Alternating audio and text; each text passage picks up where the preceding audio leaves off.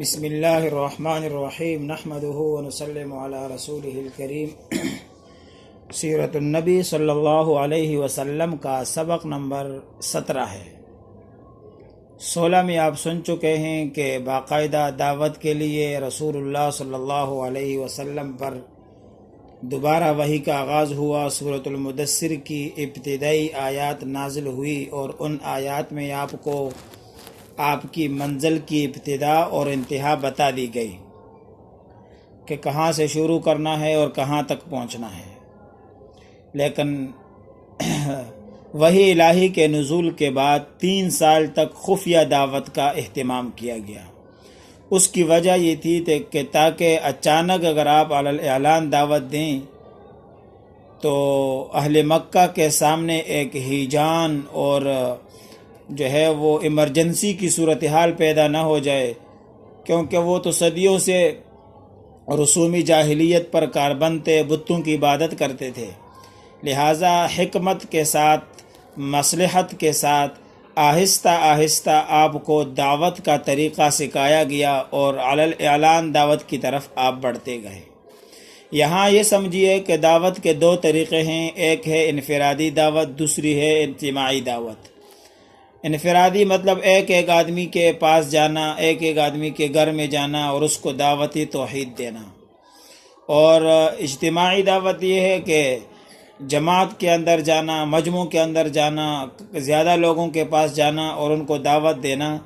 تاکہ لوگ حق کی طرف آ جائیں۔ اس کے ساتھ یہی 2 طریقے کبھی پھر شروع کے 3 سالوں میں خفیہ طریقے سے ہوتی تھی، دعوت کے لیے استعمال ہوتے یہ طریقے، اور پھر آہستہ آہستہ یہی طریقے جو ہے نا وہ اجتماعی طور پر بھی اور انفرادی طور پر بھی جو ہے وہ علی الاعلان شروع کیے گئے، اور آپ صلی اللہ علیہ وسلم اپنے ساتھیوں کے ساتھ لوگوں میں دعوت کے لیے جاتے تھے۔ آپ کی دعوت کن باتوں پر مشتمل تھی؟ توحید سب سے پہلے، اس کے بعد یوم آخرت پر جو ابتدائی وحی ہے اس کے مطابق، تزکیہ نفس پر یعنی اچھے اخلاق بنانا، اندر کی تمام بیماریوں کو، روحانی بیماریوں کو ختم کرنا،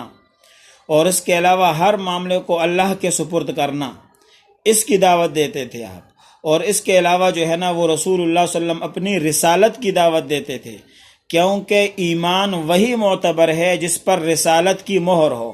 اگر ایک آدمی اللہ کو ایک مانتا ہے لیکن اپنے طور پر رسول اللہ صلی اللہ علیہ وسلم کے طریقے کے مطابق نہیں مانتا تو اس کا یہ ایمان مقبول نہیں ہے۔ اسی طرح کوئی آدمی عمل کرتا ہے لیکن اپنے طریقے کے ساتھ اس پر سنت کی، رسالت کی مہر نہیں ہے تو وہ عمل قابل قبول نہیں ہے۔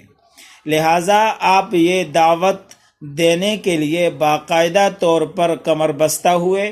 اور سب سے پہلے آپ کی نگاہ میں اور آپ کی جو ہے نا نظر اقدس میں جو لوگ آپ کو قریب نظر آ رہے تھے، آپ نے ان کی طرف دعوت کی ابتدا کی، اور آپ نے سب سے پہلے خدیجہ الکبریٰ رضی اللہ تعالی عنہ کو دعوت دی، بلکہ انہوں نے آپ کی نشست و برخاست کو دیکھ کر وہ پہلے سے ہی ماہل تھی، اور جب آپ نے نبوت کا اعلان کیا، آپ پر وحی آئی تو سب سے پہلے خدیجہ الکبریٰ رضی اللہ تعالی عنہ مسلمان ہوئی۔ اس کے بعد حضرت خدیجہ الکبریٰ کے آزاد کردہ غلام حارث ابن شرحبیل، زید ابن حارثہ ابن شرحبیل الکلبی، یہ مسلمان ہوئے، جن کو بعد میں زید ابن محمد کہا گیا اور پھر منع کیا گیا، پھر آپ کو زید ابن حارثہ کہا جانے لگا کہ ان کے والدین جب یہ غلام بنے تھے رسول اللہ صلی اللہ علیہ وسلم کے،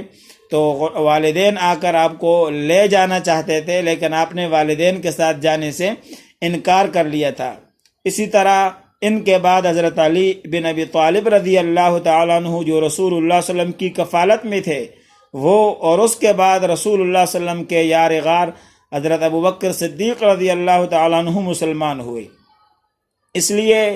جو ہے نا اہل سیر کہتے ہیں کہ پہلے دن یہ 4 افراد مسلمان ہوئے۔ اس لیے کہا جاتا ہے عورتوں میں سب سے پہلے حضرت خدیجہ، غلاموں میں سب سے پہلے حضرت زید، بچوں میں سب سے پہلے حضرت علی، اور نوجوانوں میں بڑی عمر کے لوگوں میں سب سے پہلے صدیق اکبر مسلمان ہوئے۔ پھر اس کے بعد رسول اللہ صلی اللہ علیہ وسلم کے ساتھ رسول اللہ صلی اللہ علیہ وسلم کے بعد پہلے داعی جو بنے ہیں وہ صدیق اکبر ہیں، لہٰذا صدیق اکبر نے کمر کس لی اور پھر آپ نکل گئے، اور آپ اپنے قریب کے، چونکہ آپ بہت بڑے نیک راست اور دور اندیش تاجر تھے، دور دور سے لوگ آتے تھے، آپ کے پاس بیٹھتے تھے، آپ کے اخلاق سے بھی متاثر تھے، لہٰذا آپ کے پاس آنے جانے والوں کو آپ نے دعوت دینا شروع کر دی۔ اس لیے صدیق اکبر رضی اللہ تعالیٰ عنہ کی دعوت سے حضرت عثمان رضی اللہ تعالیٰ عنہ، حضرت زبیر رضی اللہ تعالیٰ عنہ، حضرت عبد الرحمن ابن عوف، حضرت سعد بن ابی وقاص اور حضرت طلحہ بن عبید مسلمان ہوئے، اور یہ مسلمانوں کا پہلا دستہ ہے۔ اور اس کے بعد پھر حضرت بلال حبشی ہوئے، عبیدہ بن جراح ہوئے، ابو سلمہ ہوئے، ارقم بن ابی الارقم ہوئے، عثمان بن مزعوم ہوئے، اس کے دونوں بیٹے قدامہ اور عبداللہ بھی ہوئے، اس کے ساتھ عبیدہ بن حارث بن عبد المطلب ہوئے، اور اسی طرح جو ہے نا وہ سعید بن زید اور حضرت عمر رضی اللہ تعالیٰ عنہ کی بہن، یعنی سعید بن زید کی بیوی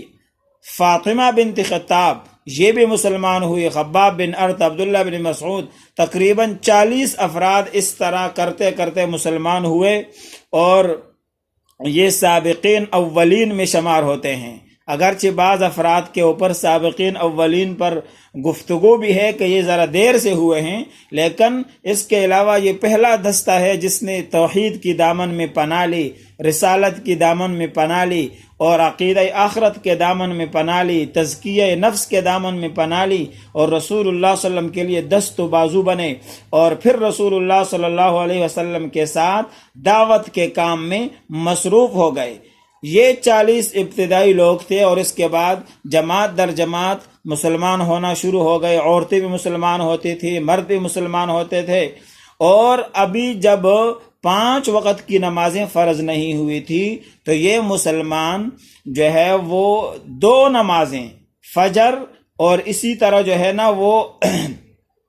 شام مغرب 2 رکعت نماز پڑھتے تھے، جس کی طرف قرآن میں بھی اشارہ ہے وَسَبِّحْ بِحَمْدِ رَبِّكَ بِالْعَشِيِّ وَالْإِبْكَارِ، تسبیح بیان کیجیے آپ اپنے پروردگار کے حمد کے ساتھ، صبح جو ہے نا وہ شام کے وقت اور صبح کے وقت۔ اس لیے جو ہے نا کہا جاتا ہے کہ واقعہ معراج سے پہلے،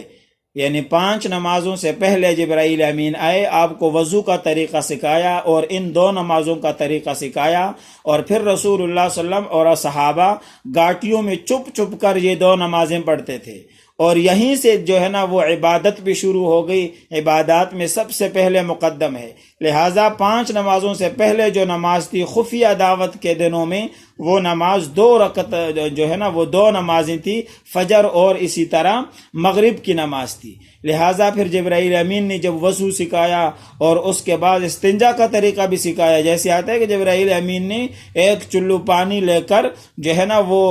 اس کی چینٹ ماری، جس سے پتہ چلتا ہے کہ استنجا کا طریقہ بھی سکھایا، اور اس کے بعد صحابہ جو ہے نا وہ چپ چپ کر گاٹیوں میں یہ نماز پڑھتے تھے، اور قریش کو اگرچہ اجمالی خبر تھی لیکن ان کو اس بات کی حقیقت معلوم نہیں تھی کہ آگے جا کر کیا ہونے والا ہے، لہٰذا انہوں نے اس کی طرف التفات نہیں کی، لیکن ہوا پھر وہی کہ جس کا قریش کو انتظار بھی تھا اور ڈر بھی تھا، کیونکہ اگرچہ کچھ لوگ تو التفات نہیں کرتے تھے لیکن قریش کچھ لوگ اور سردار اس بات کی طرف متوجہ رہتے تھے کہ یہاں کچھ خاص ہونے والا ہے، لہٰذا کرتے کرتے کرتے ایک جماعت جب تیار ہوئی، اور پھر جب کفار کو پتہ چلا تو پھر آگے کیا ہوا اس کی پھر جو ہے مزید تفصیل آئندہ کے سبق میں انشاءاللہ العزیز۔ آخر دعوانا ان الحمدللہ رب العالمین۔ آپ سیرت کے ترتیب وار اسباق میں ہمارے ساتھ رہیے، اور ان اسباق کو آگے عام کرنے میں ہماری جو ہے نا وہ مدد کیجیے، اور اپنے آخرت کے لیے ذخیرہ بنائیے۔ والسلام۔